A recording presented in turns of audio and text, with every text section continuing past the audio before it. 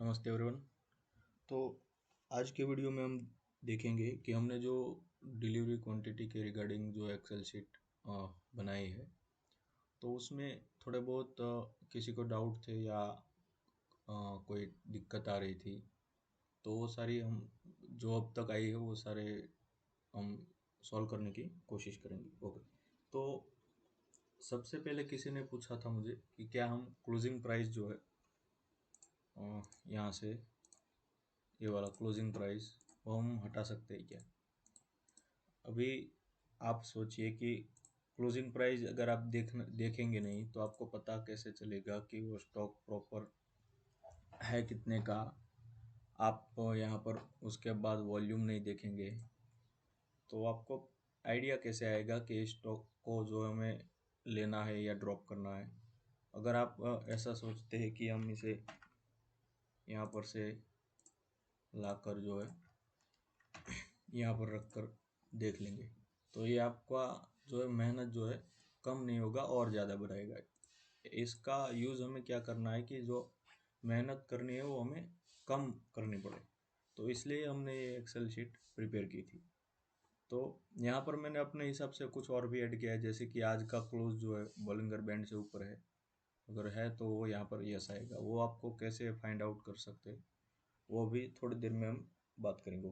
तो सजेशन रहेगा जो भी क्लोजिंग प्राइस का रिगार्डिंग क्वेश्चन किया था कि आप इसे, उनको तो मैंने यही कहा था कि आप पर डिपेंड करता है कि आप रखना चाहते हैं कि नहीं चाहते, लेकिन सजेशन रहेगा कि आप जितना चाहे उतना और ऐड कीजिए, कम मत कीजिए। ठीक है, उससे क्या होगा कि आपको एक ही जगह पर जो है सारे स्टॉक का आइडिया आ जाएगा। जी, यहाँ पर आप देख सकते हैं मैंने एफआईआई का डेटा भी यहाँ पर ऐड करके रखा हुआ है। ये यस का मतलब क्या हुआ, पिछले क्वार्टर से इस क्वार्टर में जो एफआईआई ने अपना स्टेक बढ़ाया है तो यहाँ पर यस लिखा होगा, वरना कुछ नहीं। तो हम इसे कैसे यूज़ करेंगे, तो ये सारे जो स्टॉक है वो यहाँ पर मेरे डिलीवरी क्वांटिटी में आ जाएंगे। तो यहाँ पर यस यस किया तो इतना स्टॉक जो है शॉर्ट लिस्ट हो गया, कितना 99। ओके, तो 100 स्टॉक के आसपास हुआ। अभी इतने सारे स्टॉक आए, तो अभी हम क्या करेंगे। अगर आपको चाहते हैं कि मुझे सिर्फ बॉलिंगर बैंड के ऊपर जो आज के दिन में क्लोज दिया है वही स्टॉक देखने हैं, तो यहाँ पर हम सिंपली यस कर लेंगे। तो इतने स्टॉक जो है वो बॉलिंगर बैंड के ऊपर हमने इसे क्लोजिंग दी हुई है, आप देख लीजिए। ठीक है, तो डिक्यू शीट में भी आया, बॉलिंगर बैंड के ऊपर भी आया, तो हमें यहाँ पर देखने ये दोनों चीज़ें देखने की ज़रूरत नहीं पड़ेगी। एफआईआई का डेटा भी हमें चाहिए, तो आप यहाँ पर देख सकते हैं जैसे कि ये स्टॉक है, इसमें क्लोजिंग यहाँ पर, और एक बात, ये क्लोजिंग पॉजिटिव होनी चाहिए अगर आप देखना चाहते हैं तो यहाँ पर इतना कर दिया तो ये सारे स्टॉक जो है पॉजिटिव क्लोज हुए वो दिखाएंगे। तो यहाँ पर से मुझे सब चीज़ चाहिए, तो जैसे कि क्लोजिंग पॉजिटिव, बॉलिंगर बैंड के ऊपर क्लोजिंग चाहिए और एफआईआई भी होना चाहिए पॉजिटिव। तो ये स्टॉक जो है मेरे लिए परफेक्ट दिख रहा है। ठीक है, तो हम इसे अभी सिंपल यहाँ पर स्टडी और करेंगे, जैसे कि ये स्टॉक है।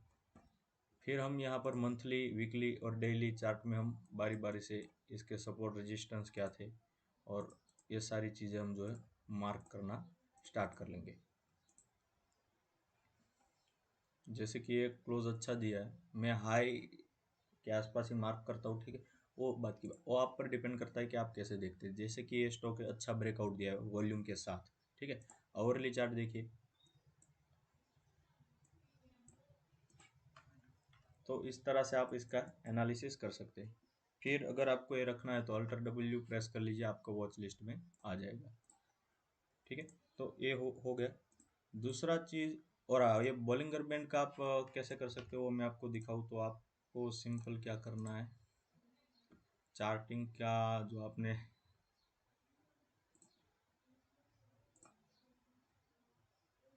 यहाँ पर आप क्या कर सकते हैं, यहाँ पर आप क्लोज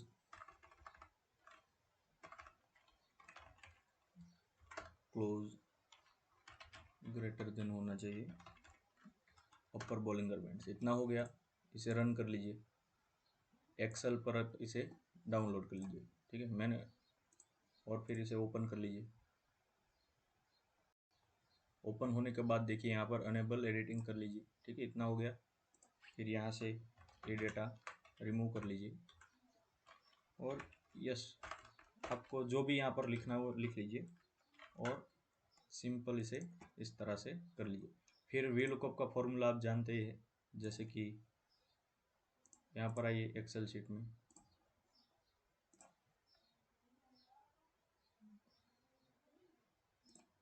और यहाँ पर आप VLOOKUP का जो फॉर्मूला यूज़ कर लीजिए, जैसे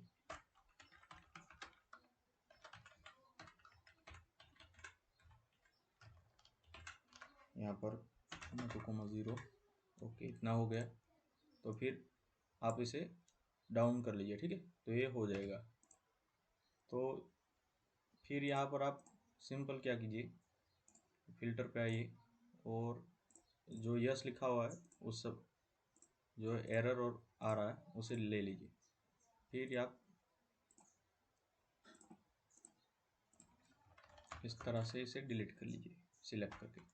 तो यहाँ पर आपके सामने सिर्फ यस लिखा हुआ आएगा। तो ये हो गया हमारा बोलिंगर बैंड का, ठीक है। तो आप इसे इस तरह से प्रिपेयर कर सकते हैं। आपके दिमाग में और कोई आइडिया है तो आप इसे ऐड कीजिए, जितना खूबसूरत इसे बना सकते हैं बनाइए, ठीक है। यहाँ पर कई लोगों के डाउट थे कि जो हमने यहाँ पर डिलीवरी क्वांटिटी यूज़ की है उसके बदले स्टूडेंट सर ने जो डिलीवरी परसेंटेज का यूज़ किया है, यहाँ पर आप देख सकते हैं। तो वो आप पर डिपेंड करता है कि आप कैसे इसे यूज़ करना चाहते हैं।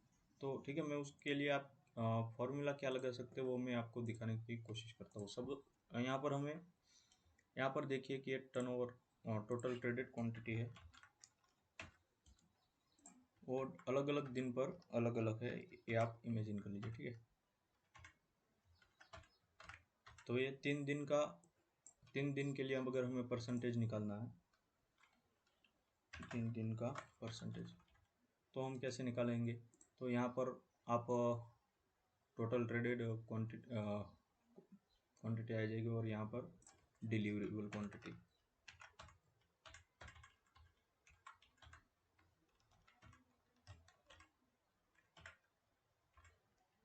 ओके। इतना हो गया। आप ये इमेजिन कीजिए कि अलग अलग दिन का डेटा है, ठीक है। तो यहाँ पर हम क्या करेंगे, इक्वल टू सम प्रेस करके डिलीवरी क्वांटिटी जो है उसको सम कर लेंगे और इनटू 100 करके डिवाइड बाय करेंगे और फिर सम टाइप करके जो 3 दिन का है, इसलिए हम यहाँ पर 3 दिन का डेटा का सम करेंगे, ठीक है। और ब्रैकेट क्लोज और इसे अब एंटर प्रेस कर लेंगे और फिर जो इसे, तो आप यहाँ पर देख सकते हैं जो ये परसेंटेज के हिसाब से आ गया 3 दिन का। अगर सेम हमें यहाँ पर 5 दिन के लिए करना है तो यहाँ पर जो है 5 दिन का हम डेटा को सम करेंगे और सेम यहाँ पर 5 दिन का डेटा को सम करके डिवाइड कर लेंगे और 100 इंटू कर लेंगे, तो ये आपको जो है परसेंटेज में आ जाएगा। तो सेम प्रोसेस यहाँ पर हम कर सकते हैं। यहाँ पर आप आपको यहाँ पर तो फिर चाहिए होगा 2 डेटा चाहिए, कौन कौन सा, एक चाहिए होगा टोटल ट्रेडेड क्वांटिटी चाहिए और दूसरा होगा डिलीवरी क्वांटिटी। तो आपको यहाँ पर परसेंटेज मिल जाएगा, ओके। तो ये भी एक हो गया। फिर था एक किसी का क्वेश्चन था कि एक्सेल की जो शीट हम यहाँ पर तैयार करते, वहाँ पर हमें कई सारे स्टॉक में से 5-6 स्टॉक मिलते हैं, उनमें से हम 1 या 2 स्टॉक कैसे फाइंड आउट कर सकते हैं। 5-6 आप देखिए, इसको मैं यही कहना चाहता हूँ कि 5-6 स्टॉक आप कम बोल रहे हो, ठीक है। क्योंकि कोई एक ही स्टॉक आप सिलेक्ट करें और वही भागे, ऐसा पॉसिबल तो है नहीं हर बार। तो उसके लिए हम क्या करेंगे, तो हमें जो है 1 बाय 1 सारा स्टॉक जो है स्टडी करना है। जैसे कि सपोज कि हम कोई भी स्टॉक उठाकर यहाँ पर हम स्टडी करना चाहते हैं, ठीक है। तो यहाँ पर हमें क्या करना है, सपोज कि किसी भी रेजिस्टेंस के आसपास आया है, आपको अगर यहाँ पर ये थोड़ा सा लग रहा है कि यहाँ से रिट्रेस करके फिर अप जाएगा, तो आप क्या करेंगे, ये वाला रेजिस्टेंस मार्क करके इसका 291 के आसपास जो है अलर्ट सेट कर लीजिए, ठीक है। तो और फिर इसे भूल जाइए। तो एक ही वक्त पर हमें कई सारे स्टॉक जो है ट्रैक करने की ज़रूरत नहीं पड़ेगी, लेकिन हमें जो है अलर्ट आ जाएगा, तो हमें इसमें ट्रेड कर सकते हैं। जैसे कि मैंने एक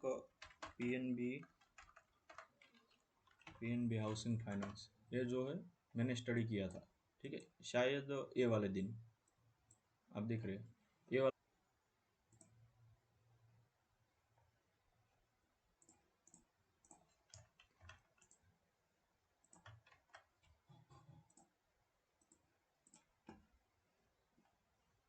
21 में।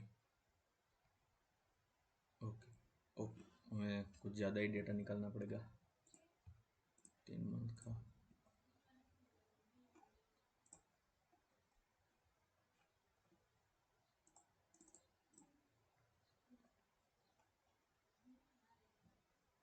मई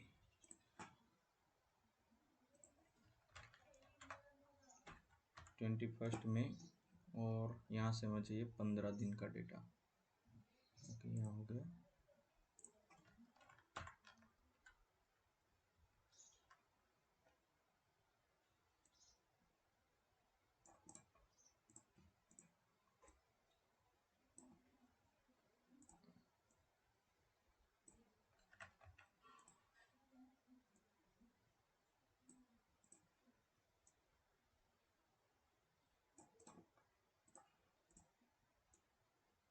ओके, 15 दिन का डेटा हो गया। तो अभी हम देखेंगे कि 21 को हमारे लिस्ट में आया था कि नहीं, वो हमें देखना है। तो मैं देखिए, यहाँ पर 3 दिन का ग्रीन है, 5 दिन, ये सारा पॉजिटिव है, ठीक है। तो आप देख सकते हैं, तो 21 को ये मेरी लिस्ट में आया था, ठीक है। तो 21 को लिस्ट में तो आया था, लेकिन यहाँ पर आप ही देखिए कि मेरे लिए कोई इतना ज़्यादा अच्छा सिनारियो बन नहीं रहा था, ठीक है। तो मैंने क्या किया कि हाई के ऊपर मैंने मार्क करके ये वाला 475 का अलर्ट सेट कर लिया था। तो उसके बाद ये आप देख सकते हैं कितना अच्छा मुंह दिया, ठीक है। ओवरली चार्ट में अगर आप देखें, यहाँ पर देखिए, ठीक है। तो इस तरह से आप इसे मार्क कर लीजिए। देखिए 5-6 स्टॉक आए डेली, ये तो उससे कम तो आएंगे नहीं, बहुत ज़्यादा मुश्किल है। तो आप इस तरह से इसे मार्क कर सकते हैं। फिर था, ओके, यहाँ पर लिखा हुआ आ रहा है 1-2 स्टॉक पर डे, नहीं ये पॉसिबल नहीं है। ओके, एसएल क्या होना चाहिए और टारगेट क्या होना चाहिए। तो एसएल की आप पर डिपेंड करेगा दोनों चीज़ें। मैं पर्सनली क्या करता हूँ एसएल के लिए, 21 मूविंग एवरेज जो है उसको मैं प्रिफर करता हूँ एसएल के लिए।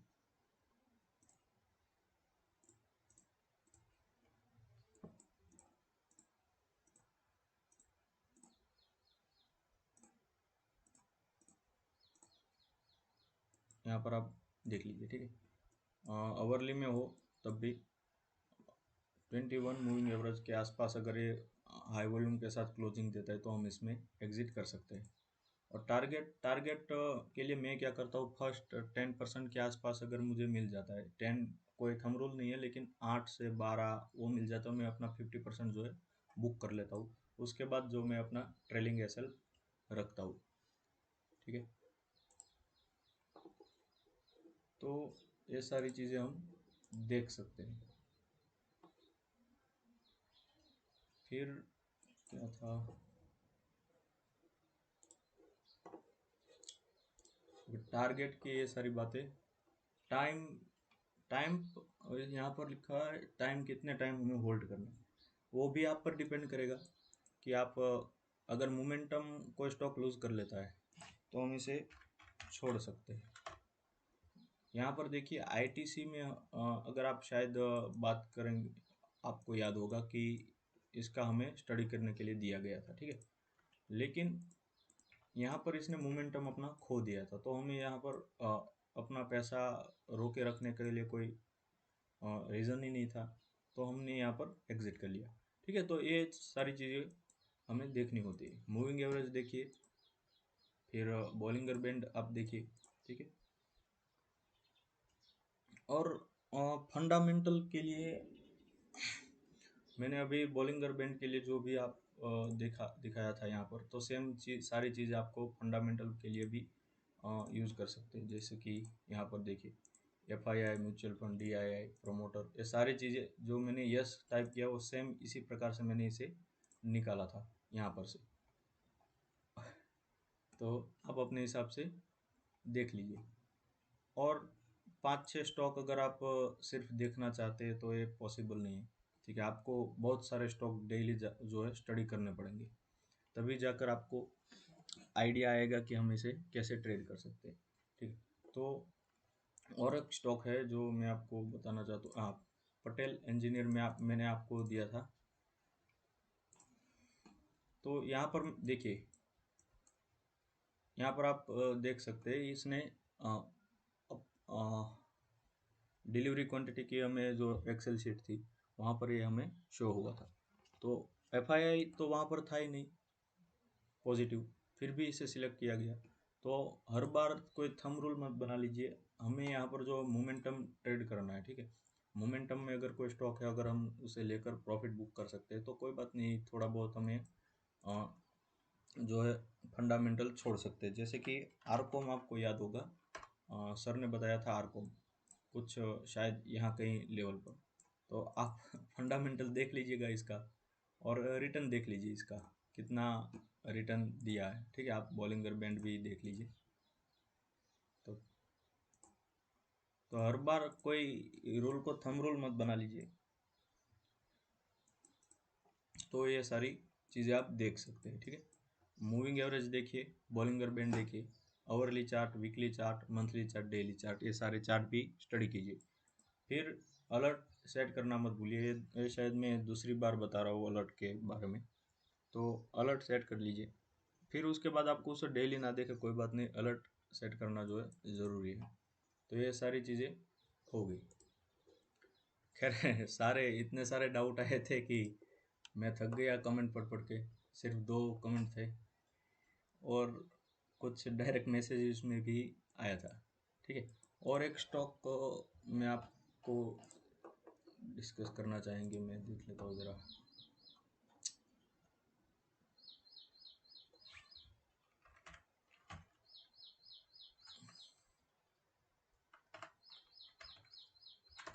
ये वाला, तो इसका फाइंड आउट करने का क्रेडिट किसी और को जाता है। ठीक है, मेरा इसमें कुछ नहीं है, स्टडी मैंने सिर्फ स्टडी कर रहा हूँ। ठीक है, तो यहाँ पर आप देख लीजिए मंथली बॉलिंग गवर्नमेंट, कोई अ, किसी ने इसे मंथली बॉलिंगर बैंड के ऊपर उठा के रखा हुआ है, तो आप इसे स्टडी कर सकते हैं। ठीक है, बॉलिंगर बैंड का आप एक्टिवली यूज़ करिए अगर आपको पसंद आता है तो।